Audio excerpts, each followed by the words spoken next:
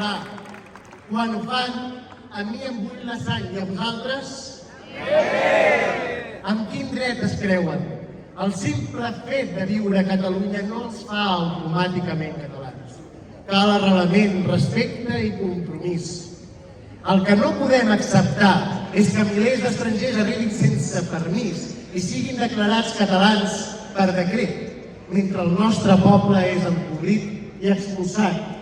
I quan ho denunciem, ens insulten amb paraules buides. Quan defensem el català, ens diuen xenòfobs. Quan rebutgem la substitució, ens diuen racistes. Però això no va de colors de pell.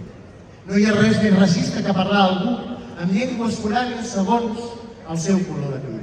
Ni res més xenòfob que la catalanofòbia que alguns estrangers professen contra el poble que els acull.